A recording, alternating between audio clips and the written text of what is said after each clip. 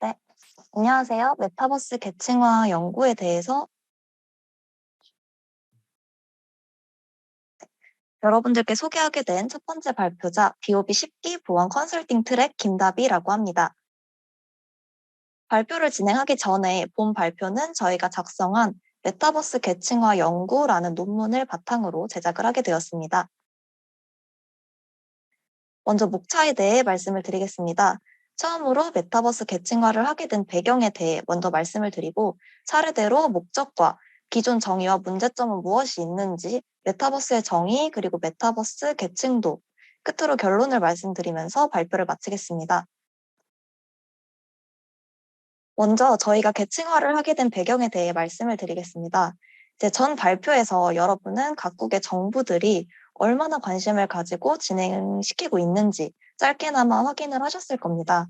이건 정부 관점이고, 이 장에서는 현재 해외와 국내의 메타버스 시장 동향에 대해서 한번 말씀을 드리겠습니다.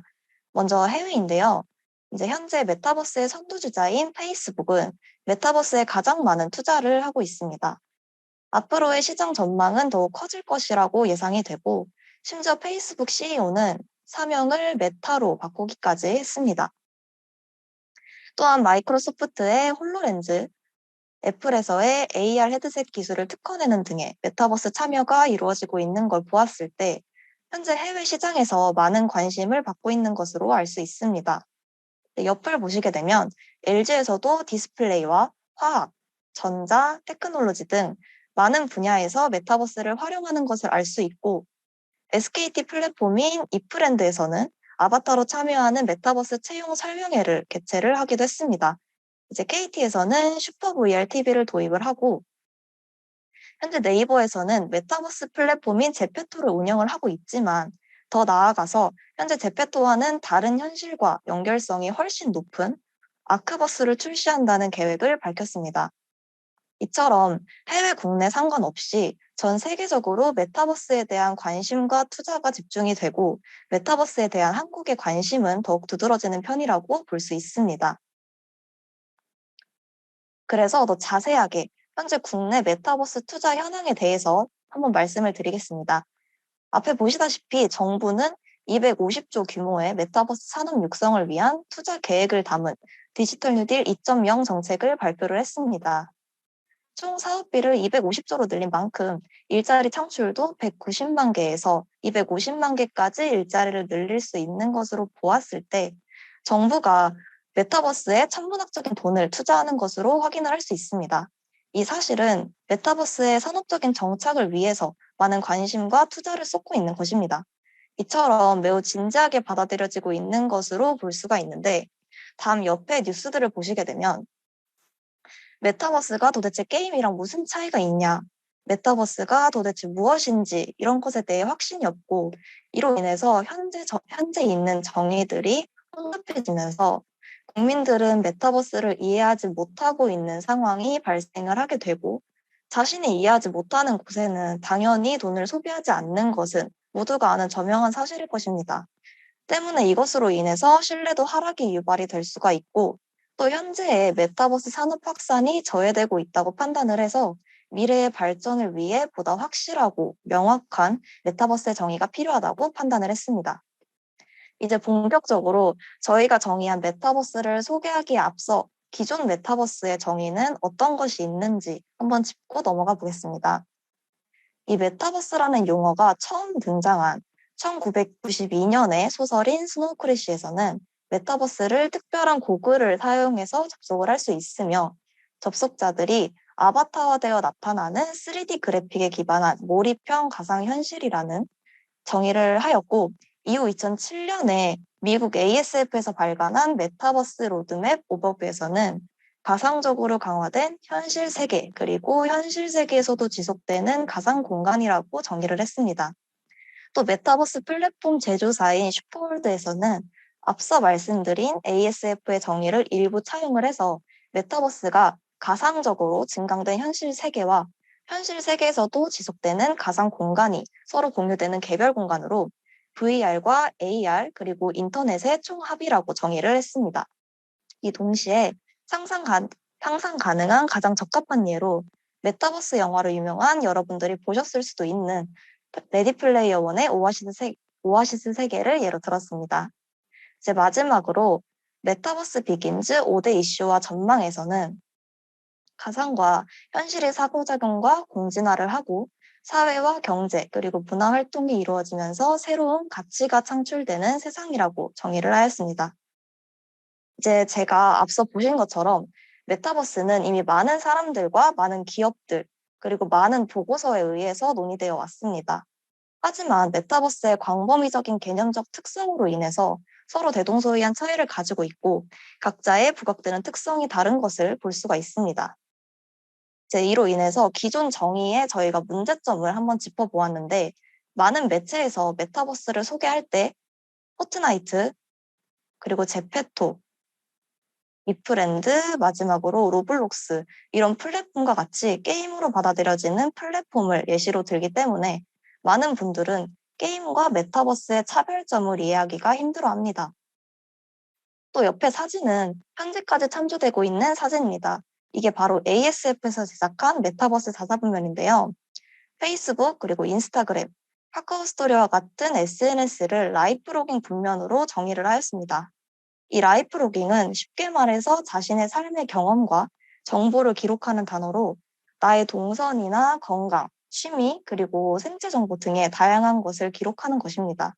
이게 미래 기술로 인식되고 있는 메타버스에 이런 페이스북, 인스타그램과 같은 SNS를 포함한다는 연결 관계는 많은 분들이 메타버스를 이해하는 데 있어서 심리적 저항을 불러일으킬 수도 있고 결정적으로 현실 세계와 가상 세계가 공진하거나 연결이 되지 않아도 메타버스라고 흔히 불리고 있는 것입니다. 이것에 대한 예로 도깨비나 세컨드 라이프가 있습니다. 이 출시 중인 도깨비나 세컨드 라이프와 같은 플랫폼이 현재 메타버스라고 소개가 되어지고 있지만 가상세계인 VR을 지원하고 있지는 않습니다. 또 이제 옆을 보시게 되면 단순 회의 플랫폼인 게더타운이나 오비스 역시 VR과 AR을 지원하고 있지는 않습니다. 그럼에도 불구하고 이 플랫폼들은 메타버스라고 소개되어지고 있는 것으로 볼 수 있습니다. 앞서 말씀드린 것으로 보았을 때 메타버스의 현실은 납득 가능한 정의가 없다는 걸 확인을 할 수 있습니다. 그래서 저희는 메타버스 정의에 있어서 심리적인 저항을 완화시키고 미래의 기술로서도 메타버스가 독립적으로 경계선을 갖추고 모두가 납득 가능할 만한 정의를 만드는 것이 필요하다고 판단이 됐습니다. 이제 본격적으로 저희가 연구해본 메타버스에 대해서 말씀을 드리겠습니다. 먼저 MR과 XR의 정의입니다. 메타버스를 온전히 이해함에 있어서 방해가 되는 요소는 메타버스의 광범위한 이외에도 더 있습니다. 바로 MR과 XR의 불명확한 경계인데요. 많은 예시들이 있지만 여기서 말씀드린 예시로는 국내의 삼성과 알랩을 예시로 들어보겠습니다. 현재 삼성 SDS에서는 MR은 현실과 가상현실이 혼합된 것이라고 소개가 되어지고 있고 XR은 VR, AR, MR 그리고 미래 기술 모두를 포괄하는 것이라고 소개가 되어지고 있습니다. 또 두 번째로 알랩에서는 MR은 AR과 VR의 장점만을 합친 기술이라고 소개가 되어지고 있고 XR은 MR의 확장된 개념이라고만 소개가 되어지고 있습니다.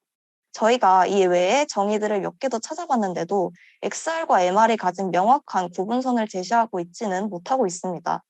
증강현실인 AR과 가상현실인 VR은 그 자체로 이해하기가 쉽지만 두 가지 혼합인 MR과 그 이상의 기술이라고만 소개가 되어지고 있는 XR은 정확히 구분하고 이해하기가 어렵습니다.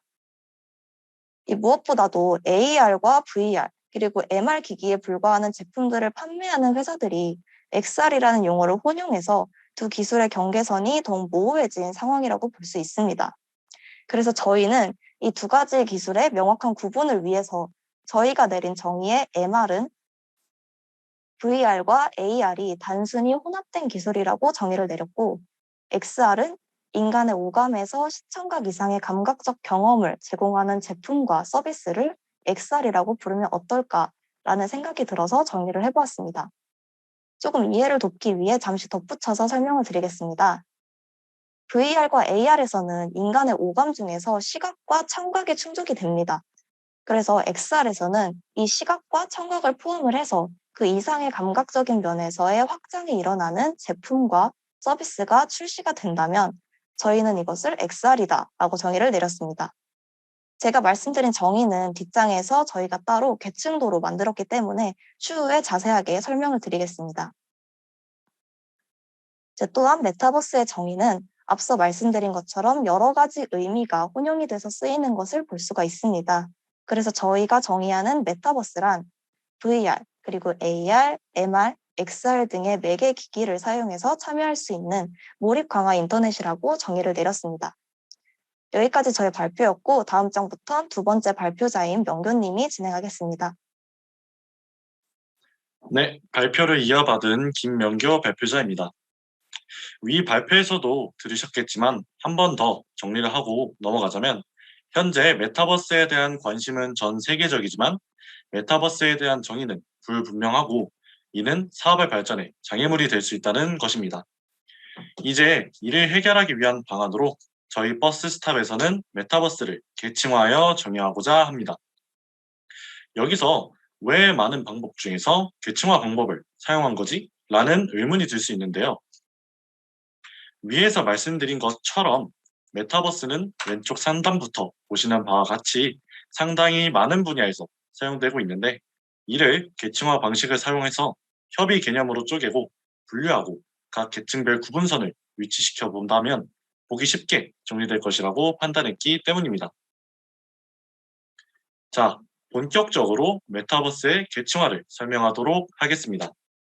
저희는 메타버스 자체를 VR 메타버스, AR 메타버스, XR 메타버스로 나눈 후 세 가지 각각을 계층화를 해보았습니다. 딱 들으시고 왜 이렇게 나누었는지 감이 오시는 분들도 계실 겁니다. 저희가 이렇게 세 가지로 나눈 이유는 현실 세계에서 메타버스 세계로 진입을 하기 위해선 VR, AR, XR, 기기와 같은 매개 기기를 사용하기 때문입니다. 그럼 MR은 어디 있나요? 라는 질문이 생기실 수 있으실 텐데 MR 같은 경우에는 VR과 AR이 합쳐진 상태라고 앞서서 정의하였기 때문에 계층화 처리는 진행하지 않았습니다. 이제 VR 메타버스, AR 메타버스, XR 메타버스 순으로 계층도를 보여드리도록 하겠습니다. 계층도를 보실 때는 미래 기술이라고 치기에는 무리가 있지만 어느 정도 납득 가능하도록 계층도를 만드는 것이 목적이었기에 이 점 고려해 주시면서 계층도를 봐주시면 감사할 것 같습니다. 첫 번째, VR 메타버스 계층도입니다. VR 메타버스 계층도는 총 5개의 계층으로 이루어져 있습니다. 첫 번째 계층은 참여 계층, 두 번째 계층은 상호작용 계층, 세 번째 계층은 사용자 창작 계층, 네 번째 계층은 NFT 활용 계층, 다섯 번째 계층은 메타로우 계층입니다. VR 메타버스를 계층화할 때에는 콘텐츠 확장의 관점으로 계층화를 진행하였습니다. 먼저 1계층인 참여 계층입니다. 참여 계층의 정의는 상호작용은 불가능하지만 참여하고 관찰 및 구경하는 메타버스 세계를 의미합니다. 앞서 설명드릴 여러 계층의 메타버스들은 기본적으로 VR 메타버스 세계에 참여하는 것이 기본이라고 생각을 하였기 때문에 1계층에 배치를 해보았습니다. 1계층의 예시로는 VR을 쓰고 롤러코스터를 타거나 공포 영상을 보는 것과 같은 VR 어트랙션이 있고 메타버스 세계에서 각 나라의 랜드마크를 돌아보는 것과 같은 메타버스 관광 이런 것들을 1계층 예시로 볼 수 있겠습니다. 2계층인 상호작용 계층입니다. 상호작용 계층은 메타버스 세계 안에서 상호작용이 가능하고 일어나는 세계를 뜻합니다. 상호작용의 범위가 애매해서 상호작용 계층이 뭔지 헷갈리시는 분들도 계실 것 같은데 저희가 지정한 상호작용의 범위는 서로에게 영향을 끼치고 소통하는 것까지를 상호작용으로 보고 더 나아가 뭔가 상호작용으로 새로운 것이 탄생하는 것은 추후에 말씀드린 3계층에서 설명을 하기 때문에 정의하지 않았습니다. 1계층에서 VR 메타버스 월드에 참여를 했다면 메타버스 월드에 존재하는 객체들이나 다른 참여자들과 상호작용이 일어나는 것이 당연하다고 생각을 하였기에 이 계층으로 배치를 하였습니다. 예시로는 구글 어스 VR에서 지도에 자신이 가보고 싶었거나 보고 싶은 장소를 클릭하는 행동을 통하여 상호작용을 하여 여행을 한다던가, 사용자들이 자신의 취향에 맞춰서 아바타 커스터마이징을 하고 다양한 사람들과 의사소통을 한다던가, 엘더스크롤 스카이림과 같은 현존하는 거의 모든 VR 게임이 이 계층인 상호작용에 해당합니다. 3계층입니다. 3계층은 사용자 창작 계층입니다. 사용자 창작 계층은 메타버스 세계 안에서 사용자들이 직접 사물과 상호작용하여 원하는 것들을 새롭게 만들어내는 것이 가능한 세계를 뜻하고, 쉽게 말해서 UGC라는 유저 제너레이티드 컨텐츠, 즉 유저들이 직접 콘텐츠를 생산할 수 있는 세계를 뜻합니다. 사용자 창작 계층을 3계층으로 배치한 이유는 앞서 설명드린 바와 같이 상호작용이 일어난다면 무언가 새로운 것이 생겨나는 것은 당연하기 때문에 3계층에 배치를 해보았습니다. 3계층은 메타버스가 본격적으로 확장되는 중요한 계층인데, 왜냐하면 방금 말씀드린 것처럼 상호작용을 통해 메타버스 사용자들이 플랫폼 안에서 원하는 컨텐츠를 만들어 더욱 무궁무진한 경험을 할 수 있기 때문입니다. 예시로 VR 챗이라는 플랫폼에서 직접 맵이나 픽처들을 만들어서 역할놀이를 한다던가, 나만의 관광지를 만들고 그 안에서 체험할 수 있는 등 이 이외에도 상당히 다양한 콘텐츠들이 존재하는 세계가 있고, 여러 종류의 블록으로 회로도 만들고 건축 등 많은 것들을 할 수 있는 마인크래프트도 VR을 사용하여 즐길 수 있기 때문에 이 또한 사용자 창작 계층의 예시로 볼 수 있을 것입니다. 다음 4계층 NFT 활용 계층입니다. 설명하기 앞서 NFT에 대해 잠깐 설명을 하고 들어가도록 하겠습니다. NFT란 디지털 아이템들, 예를 들어서 디지털 미술 작품이나 VR 아트 등과 같이 가치를 부여할 수 있는 모든 것들에게 소유권을 기록해서 가치를 가지게 하는 것. 쉽게 말해서 디지털상의 화폐 가치를 가지는 물건 정도로만 이해하고 넘어가셔도 될 것 같습니다. 4계층인 NFT 계층은 방금 설명했던 NFT가 메타버스 상에 구현이 되어 있을 때 메타버스 4계층이라고 볼 수 있습니다. 이는 3계층이었던 사용자 창작 계층이 구현되어 있지 않다면 성립이 될 수 없는데, NFT라는 게 사용자 창작에서 탄생하는 거다 보니 3계층이 구현되어 있지 않은 플랫폼들은 4계층으로 해당되기 어렵다는 것이 큰 특징이고, 4단계로 사용자 창작 계층을 배치한 것도 이러한 이유 때문입니다. 현존하는 NFT 계층 메타버스 플랫폼은 로블록스나 디센트럴랜드가 있습니다. 로블록스의 경우 사용자가 외부에서 직접 프로그래밍을 할 수도 있고, 메타버스 월드 안으로 들어가서 프로그래밍을 할 수도 있습니다.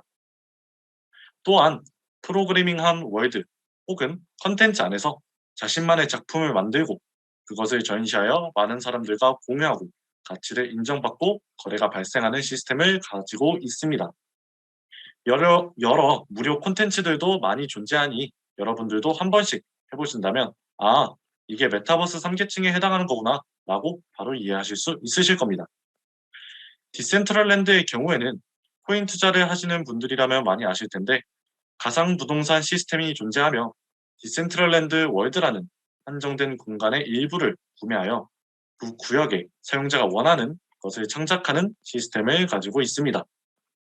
이 점을 이용하여 대기업과 같은 집단에서는 이를 마케팅 용도로 사용하기도 하고, 어느 디센트럴랜드의 사용자는 자신의 NFT 작품들을 한자리에 모아둔 NFT 전시전, 이런 것을 개최하기도 하였습니다. 마지막 5계층은 메타로우 계층입니다. 이름에서도 알 수 있듯이 법에 관련된 계층이고, 특정 VR 세계에서 현실의 규제나 법이 적용된 것을 의미합니다.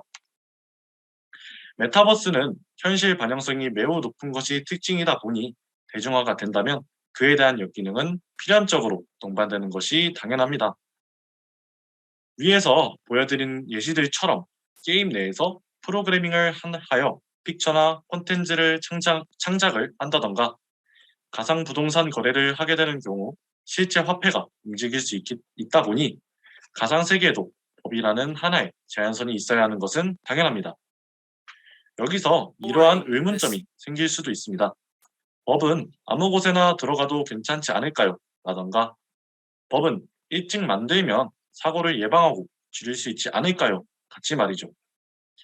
하지만 너무 이른 법의 제정은 현재 꾸준히 발전해야 할 메타버스 분야에선 크나큰 장애물이 될 수 있기 때문에 발전이 어느 정도 진행된 상태인 5단계인 배치를 해보았습니다. 발전에 장애물이 되지 않으면서 가상세계에서 발생할 수 있는 역기능들을 조금이라도 방지하고자 미래 메타버스의 현실 법이 들어가면 어떨까라는 생각에 메타로 계층을 넣어보았습니다. 지금까지 VR 메타버스의 계층도였고 다음으로 넘어가도록 하겠습니다. 자, 다음으로 AR 메타버스의 계층도입니다. AR 메타버스는 스크린 출력, 3D 출력, 공간 출력, 홀로그램 출력 이렇게 4개의 계층으로 구성이 되어 있습니다. AR 메타버스를 계층화한 기준은 출력 가능 정도의 관점으로 계층을 나누었습니다. 첫 번째, 스크린 출력 계층입니다. 스크린 출력은 스마트폰, PC 등과 같이 저희가 흔히 사용하는 기기 등에서 AR 객체들이 출력되는 계층입니다. 스크린 출력이 1계층인 이유는 AR은 현실 세계에서 무언가를 스크린에 출력하는 것이 제일 기본이라고 생각하였기에 1계층의 스크린 출력 계층을 배치를 해보았습니다. 예를 들어서 한때 유행했던 포켓몬고가 있는데 이 포켓몬고를 하셨던 분들은 아시겠지만 포켓몬과 배틀 화면으로 넘어가게 된다면 실제 카메라가 작동하고 그 카메라가 공간을 인식하고 카메라에 비춰진 공간에 포켓몬이 AR로 출력되는 것이 있고 이케아 플레이스와 같이 인테리어 어플인데 방을 카메라로 비추고 있으면 거기에 가구를 배치해주는 인테리어 시뮬레이터 어플 등 이런 것들도 1계층의 대표적인 예시라고 볼 수 있습니다. 요즘은 필터 카메라인 스노우에도 이러한 기능이 있다고 합니다. 2계층인 3D 출력 계층입니다. 3D 출력 계층은 AR 기기를 통해 현실의 3D 입체를 출력하는 계층입니다. 3D 출력이 2계층인 이유는 1계층에서 스크린, 즉 평면으로 출력을 했다면 3D, 즉 다각면으로 볼 수 있게 출력하는 것이 다음 단계라고 생각을 했기 때문입니다. 1계층과 헷갈릴 수도 있는 분이 계실 것 같은데 1계층과의 다른 점은 1계층의 경우에는 현실 세계의 3D 객체들이 출력되는 것이 아니라 현실 세계를 디지털화해서 디지털 기기 안에 출력하는 것이고 2계층은 진짜 AR 기기, 예를 들어서 홀로렌즈 같은 것들을 사용해서 실제 현실 공간에 3D 객체들을 출력한다는 점에서 차이가 있습니다. 홀로렌즈 말고도 구글사의 구글 글래스 또한 이 3D 출력 계층의 예시라고 볼 수 있습니다. 이제부터 설명할 3계층과 4계층은 앞으로 AR 기술이 발전했을 때 생길 수 있는 미래 기술들입니다. 3계층은 공간 출력 계층입니다.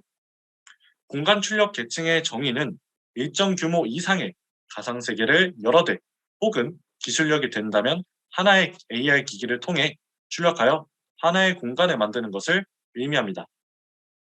공간 출력 계층을 3계층으로 배치한 이유는 2계층에서 말씀드렸던 3D가 공간을 이룰 만큼 확장이 된다면 하나의 3D 공간을 이룰 수 있지 않을까라는 생각에 배치를 해보았습니다.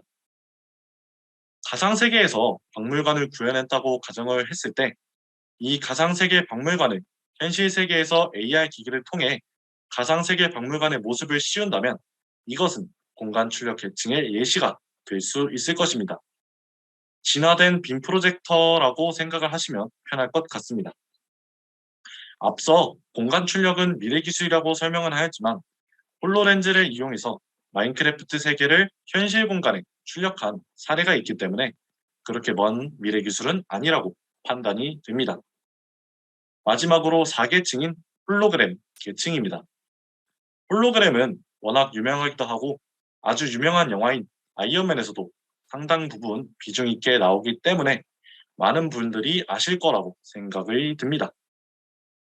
일단 정의는 AR 기기를 신체에 장착하지 않고 AR 장치를 이용해서 3D, 공간 등을 출력하는 미래 기술입니다.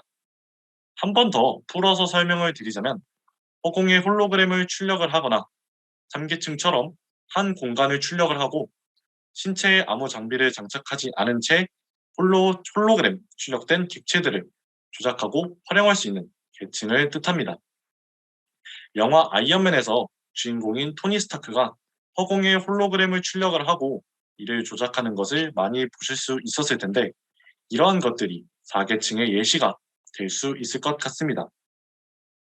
이런 걸 현재 홀로그램 수준은 엄청 커다란 장치들을 동반해야 겨우 사과 정도의 크기를 띄울 수 있는 수준이기 때문에 앞으로 많은 시간을 거쳐서 발전이 필요해 보이는 계층입니다.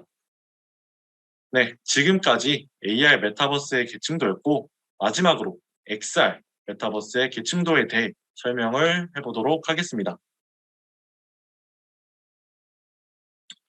XR 메타버스의 계층도는 총 3가지의 계층으로 이루어져 있고 1계층인 촉각 계층, 2계층인 후각 계층, 3계층인 미각 계층으로 나누어져 있습니다. XR 메타버스의 계층도는 우리 사람이 느끼는 오감 중 촉각, 후각, 미각 3가지 경험을 통해 더욱 현실감 있는 경험을 기준으로 계층을 나누었습니다. 첫 번째 1계층은 촉각 계층입니다. 촉각 계층이 1계층인 이유는 우리가 가지고 있는 오감 중 청각, 시각을 제외하고 그 다음으로 더 큰 현실감을 느끼게 해주는 기술 중 촉각이 현실적으로 구현이 되어 있고 가장 상용화되어 있기 때문에 1계층으로 배치를 하였습니다. 테슬라 슈트나 텍트 슈트 등의 촉각 슈트라는 것이 제품으로 팔고 있고 최근에 페이스북에서 개발한 질감 슈트 또한 예시가 될 수 있겠습니다. 실제로 촉각 슈트를 입고 총게임을 할 경우 총을 맞았을 때 진짜 총 맞은 정도의 고통은 아니지만 신체 어디 부분에 총을 맞았는지 알 수 있을 정도로는 구현이 되어 있다고 합니다. 하지만 그나마 개발이 잘 되어 있다고 하는 촉각 기술도 신체 상체 부분에만 주로 구현이 되어 있고 신체 전부에 적용하기에는 꾸준한 기술의 발전이 필요해 보입니다. 두 번째, 2계층인 후각 계층입니다. 후각으로 더욱 현실감 있는 경험을 실현해주는 계층인데 이 또한 현재 구현은 되어 있습니다. 하지만 1계층인 촉각 계층의 촉각 슈트보다는 더욱 고도화된 기술이 필요하고 아직 촉각 슈트만큼 상용화되어 있지 않고 후각의 다양성을 표현하기엔 기술적 한계가 존재하기 때문에 2계층으로 배치를 하였습니다. 후각 경험 장치는 현재 박소 VR 또는 필리얼 등의 제품이 존재는 합니다만 박소 VR의 경우에는 VR 기기 하단에 향기 카트리지 5개를 장착을 해서 상황에 맞는 향기를 내주는 방식으로 작동을 하고 필리얼의 경우에도 VR 기기 하단에 9가지의 향기가 담긴 카트리지를 넣어서 후각 경험을 지원하는데 이 2가지 예시들은 후각의 가장 큰 특징인 다양성을 표현하기에는 아직 무리가 있어서 앞으로 많은 발전이 필요해 보이는 기술이어서 구현은 되어 있지만 미래 기술로 작성을 해두었습니다. 마지막 미각 계층입니다. 미각 계층의 정의는 VR, AR, XR 등의 매개기기를 통해 미각까지 동원하여서 고도화된 현실감을 느끼게 해주는 계층입니다.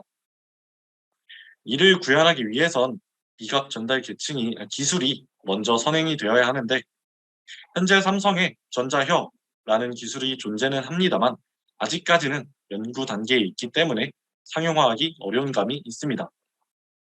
더불어서 연구자분들이 말씀을 하시길 일정 주파수의 뇌파를 우리 뇌에다가 보내서 혀가 무슨 맛을 느끼고 있구나 라고 착각을 일으키는 방식으로 구현을 해야 할 것 같다는 점을 미루어 보았을 때 기술을 구현하는 데에는 상당히 오랜 시간이 걸릴 미래 기술이라고 판단이 되었기에 마지막 3계층에 배치를 해보았습니다. 미각 이상으로 감각적 경험이 확장이 된다면 3계층 이상의 계층도 존재는 할 수 있겠지만 현실적으로 현재의 기술의 발전으로는 그 이상의 계층이 무엇인지 상상을 하기가 어렵기 때문에 미각 계층을 마지막으로 XR 메타버스의 계층도를 마무리하겠습니다. 마지막으로 결론입니다. 아까 말씀드린 것처럼 메타버스의 꾸준한 관심과 발전이 진행되고 있음에도 불구하고 메타버스의 무분별한 사용과 의미적 혼란은 항상 존재를 해왔습니다. 이 의미적 혼란은 전 세계 중 가장 많은 관심을 가지고 있는 우리나라에서 메타버스 사용자들의 지갑을 열기에는 장애물이 된다고 판단을 했습니다. 이를 해결하기 위해 지금까지 설명드렸던 것과 같이 메타버스를 납득 가능한 정의로 재정의하였고, 메타버스를 VR 메타버스, AR 메타버스, XR 메타버스로 나누어서 메타버스에 대한 이해가 쉽도록 각각 계층화를 시도를 해봤습니다. 메타버스 분야에 대한 막대한 지원으로 인한 국내 메타버스 산업의 발전이 지속되기 위해선 정부 등과 같은 공신력 있는 기관 측에선 저희가 시도한 것과 같이 메타버스를 명확하고 이해하기 쉽도록 정의하려는 시도가 필요해 보일 것이라는 의견을 보내보면서 이번 발표를 마치도록 하겠습니다. 경청해 주셔서 감사합니다.